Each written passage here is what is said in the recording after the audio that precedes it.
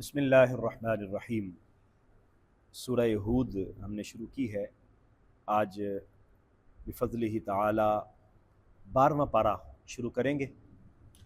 یہ سورہ ہود کی 6 نمبر آیہ مبارکہ ہے۔ اعوذ باللہ من الشیطان الرجیم، بسم اللہ الرحمن الرحیم۔ وما من دابۃ فی الارض الا علی اللہ رزقها وَيَعْلَمُ مُسْتَقَرَّهَا وَمُسْتَوْدَعَهَا كُلٌّ فِي كِتَابٍ مُبِينٍ۔ اللہ تعالیٰ اس کائنات کا خالق بھی ہے، مالک بھی ہے، رازق بھی ہے۔ کائنات کے تمام امور اسی کے دست قدرت میں ہیں اور ساری کائنات کو وہی چلا رہا ہے، اور اس پر کوئی چیز واجب نہیں ہو سکتی، ہم اس پر کوئی چیز زبردستی مسلط نہیں کر سکتے، اور نہ ہی کوئی طاقت ایسی ہے کہ جو اللہ تعالیٰ کو کسی کام پر مجبور کر سکے۔ وہ اس کی اپنی مرضی ہے کہ وہ کوئی کام اپنے ذمہ کرم پر لے لے تو وہ اپنی مرضی کے مطابق لے گا۔ اللہ تعالیٰ نے ان گنت اشیاء کو پیدا کیا، اس میں بے جان چیزیں بھی ہیں، جاندار چیزیں بھی ہیں، اور جاندار چیزیں بھی ایسی ہیں کہ جو ہمارے شمار میں ہی نہیں ہیں۔ دنیا آج کتنی ترقی کر گئی ہے، سائنس کہاں تک پہنچ گئی، لیکن آج بھی سائنس تشنہ دامن ہے، اور وہ کہتی ہے کہ ابھی ہزارہا بلکہ ان گنت چیزیں ایسی ہیں کہ جو میری دریافت میں ہی نہیں ہیں۔ ابھی وہاں تک پہنچا جا رہا ہے، چیزیں دریافت کی جا رہی ہیں، اور جنگلی مخلوق ہے، سمندری مخلوق ہے، ابھی دریافت کیا جا رہا ہے۔ یہ اللہ تعالیٰ کا نظام ہے، یہ کائنات ہے، اور وہ فرماتا ہے یہ میں نے تخلیق کی ہے، اور میں سب چیزوں کو جانتا بھی ہوں، اور ان کا رزق بھی میرے ذمہ کرم پر ہے۔ وما من دابۃ فی الارض، کوئی بھی زمین کے اندر جاندار چیز ایسی نہیں ہے مگر، یعنی کوئی بھی زمین میں جاندار چیز نہیں ہے الا مگر علی اللہ رزقها، اللہ کے ذمہ کرم اس کا رزق ہے، اور یہ رزق اس نے اپنے ذمہ کرم پر خود لیا۔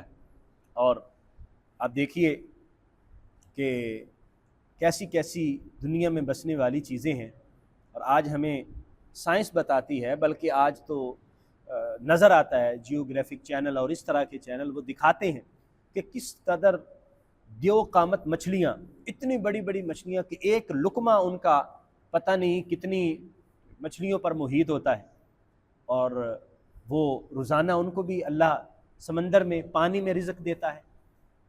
اسی طرح جنگل میں کتنی مخلوق ایسی ہے، کتنی بڑی بڑی مخلوق ایسی ہے، وہاں ان کا رزق بھی موجود ہے۔ تو یہ اللہ تعالیٰ نے اپنے ذمہ کرم پر لیا ہے۔ ہمیں یہ تلقین کی گئی ہے کہ جب یہ سارا چیز اللہ کے ذمہ کرم پر ہے تو پھر ہمیں اسی مالک کے ساتھ اپنے تعلق کو مضبوط کرنا چاہیے، کیونکہ جب بادشاہ وہ ہے، خالق بھی وہ ہے، مالک بھی وہ ہے، تو ہمارا تعلق اس کے ساتھ مضبوط ہوگا تو پھر ساری چیزیں اس کے توسط سے اور اس کے کرم سے ہمارے زیر نگیں ہو سکتی ہیں اور ہمارے کنٹرول میں آ سکتی ہیں۔ وَيَعْلَمُ، اور وہی جانتا ہے مستقرها، ان کی قرارگاہ کو، یعنی ان کے ٹھکانے کو، وَمُسْتَوْدَعَهَا، اور ان کی جائے امانت کو۔ یعنی مستقر کا مطلب یہ ہے کہ زندگی کے اندر اس کا ٹھکانہ کہاں ہے، وہ چیز کہاں رہتی ہے، کہاں بسیرا کرتی ہے، اللہ کے علم میں یہ بھی ہے۔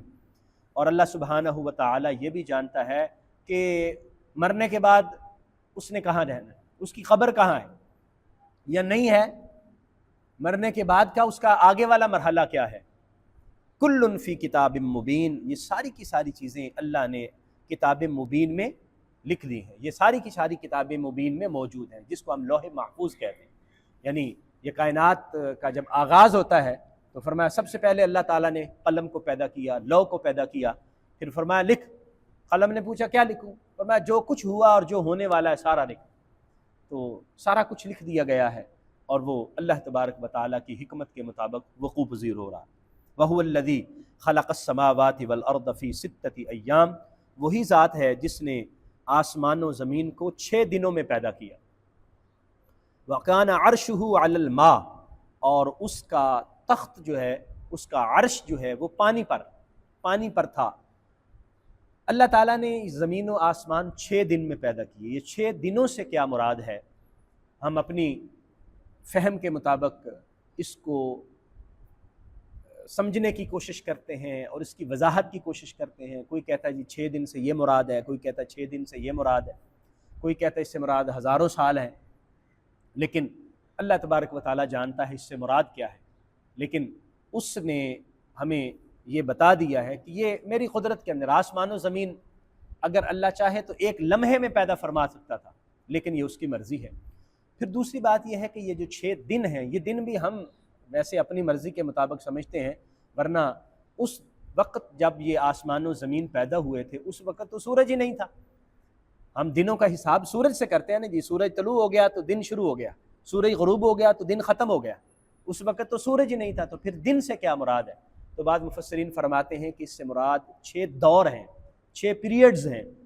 ان 6 پیریڈز کے اندر، ادوار کے اندر اللہ تعالیٰ نے آسمان و زمین کی تخلیق کو مکمل کیا۔ اب وہ کتنے دور ہیں اور کتنا وقت ان کا تھا اللہ تعالیٰ بہتر جانتا ہے۔ اور یہ بھی ہمیں قرآن مجید کی مختلف آیات سے پتہ چلتا ہے، کانتا رتقا ففتقنا، یہ زمین و آسمان سب پہلے اکٹھے تھے، اللہ تعالیٰ نے جب حکم دیا اور اس کی مرضی ہوئی تو یہ پھر علیحدہ علیحدہ ہو گئے۔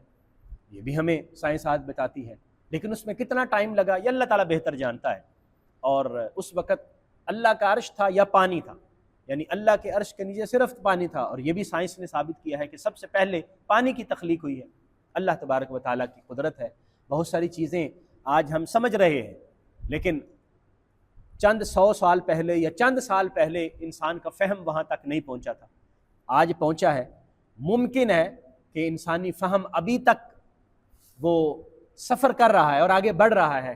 اللہ تبارک و تعالیٰ نے جیسے بیان فرمایا ہم اس پر ایمان لاتے ہیں، لیکن یہ ساری چیزیں بیان کرنے کا مقصد کیا ہے؟ فرمایا لِيَبْلُوَكُمْ أَيُّكُمْ أَحْسَنُ عَمَلًا۔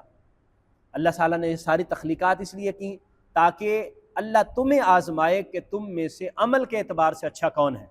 یہ کام ہے ہمارے کرنے والا۔ ہاں، کائنات میں غور و فکر کرنا چاہیے، تدبر کرنا چاہیے، اسرار و رموز کو سمجھنے کی کوشش بہرحال کرنی چاہیے، لیکن ہمارا مقصد تخلیق کیا ہے؟ کائنات کا مقصد تخلیق کیا ہے؟ یہ نعمتیں جو اللہ نے پیدا کی ہیں ان کی وجہ کیا ہے؟ فرمایا میں تمہیں آزمانا چاہتا ہوں کہ تم عمل کیسا کرتے ہو۔ تو ہماری آزمائش تو ہمارے عمل کے ساتھ ہے۔ اب ہم عمل کیا کرتے ہیں، ہمیں اس بات کی طرف توجہ کرنا چاہیے، فضول مباحث کے اندر اپنے وقت کو ضائع کرنے کی بجائے، یہ قرآن کی آیات پر شکوک و شبہات پیدا کرنے کی بجائے ہم اپنے کردار کو دیکھیں، ہم اپنے عمل کو دیکھیں اور اللہ کی بندگی کے اندر اپنی زندگی گزارنے کی کوشش کریں۔ وَلَئِن قُلْتَ، اگر آپ کہیں اِنَّكُمْ مَبْعُوثُونَ مِن بَعْدِ الْمَوْتِ، کہ تمہیں موت کے بعد دوبارہ زندہ کیا جائے گا، لَيَقُولَنَّ الَّذِينَ كَفَرُوا، تو وہ لوگ جنہوں نے کفر کیا وہ ضرور کہیں گے اِنْ هَذَا إِلَّا سِحْرٌ مُبِينٌ، کہ یہ تو کھلا ہوا جادو ہے، یعنی یہ نہیں ہو سکتا کہ ہم مرنے کے بعد دوبارہ زندہ ہو جائیں۔ اللہ تعالیٰ نے اس لیے یہ ذکر فرمایا آسمان و زمین کی تخلیق کا، اور کائنات کے اندر جو پیدا کی گئی چیزیں ان کے رزق کے حوالے سے بیان فرما کے یہی بات باور کروائی جا رہی ہے کہ جب یہ ساری کائنات اس مالک کی تخلیق ہے اور اسی نے ہی ان کو پیدا بھی کیا اور چلا بھی وہی رہا ہے، تو اس کے لیے کیا مشکل ہے کہ وہ ہمیں دوبارہ سے زندہ کرے؟ جس نے ہمیں پہلے تخلیق فرمایا اور زندگی دی ہے وہ دوبارہ بھی زندگی دینے پر قادر ہے۔ اس لیے یہ خیال کہ مرنے کے بعد دوبارہ زندہ نہیں ہونا یہ کفر کا خیال ہے، یہ ایمان والوں کا خیال نہیں ہو سکتا۔ وَلَئِنْ أَخَّرْنَا عَنْهُمُ الْعَذَابَ، اور اگر ہم ان سے عذاب کو مؤخر کر دیں، إِلَىٰ أُمَّةٍ مَعْدُودَةٍ، کچھ گنتی کے چند ایام، چند وقت عذاب کو مؤخر کر دیں، لَيَقُولُنَّ، تو وہ ضرور کہیں گے مَا يَحْبِسُهُ، عذاب کو کس نے لیٹ کر دیا، کس نے روک رکھا ہے عذاب کو، عذاب کیوں نہیں آ رہا؟ اب کفار جب نبی رحمت صلی اللہ علیہ وآلہ وسلم کو پریشان کرتے تو یہ باتیں کرتے کہ آپ کہتے ہیں جی ایمان نہیں لاؤ گے، اللہ کی باتیں نہیں مانو گے تو عذاب آئے گا، عذاب آ تو نہیں رہا، ہم پر تو کوئی عذاب نہیں آ رہا، کب آئے گا عذاب؟ مذاق اڑاتے۔ فرمایا کہ اللہ تبارک و تعالی تمہیں مہلت دے رہا ہے اور تمہیں وقت دیا جا رہا ہے کہ توبہ کر لو۔ الا، خبردار، یوم یأتیہم لیس مصروفا عنہم، جس دن اس کا عذاب آئے گا تو پھر اس کو پلٹا نہیں جا سکے گا، اس کو پھیرا نہیں جا سکے گا، کوئی بھی عذاب کو ان لوگوں سے پھیر نہیں سکے گا، کسی کی ہمت نہیں ہے۔ لیس مصروفا عنہم، ان سے عذاب کو واپس نہیں کیا جا سکے گا۔ وحاق بہم، اور گھیر لے گی ان کو وہ ساری چیزیں ما کانوا بہ یستہزئون، جن کا وہ مذاق اڑایا کرتے تھے، جن عذاب کا وہ مذاق اڑاتے تھے، فرشتوں کا مذاق اڑاتے ہیں، اور جنت اور دوزخ کا مذاق اڑاتے ہیں، عذاب قبر کا مذاق اڑاتے ہیں، یعنی جو بھی نبی رحمت صلی اللہ علیہ وآلہ وسلم ان کی عبرت کے لیے اور ان کی نصیحت کے لیے بیان کرتے ہیں، وہ اس کا مذاق اڑاتے ہیں۔ جب اللہ کی قدرت کا مذاق اڑاتے ہیں اور اللہ کا حکم آئے گا تو پھر ان کو پکڑ لے گا، اور پھر اس کے بعد کوئی بھی بچاؤ کی صورت ممکن نہیں ہوگی۔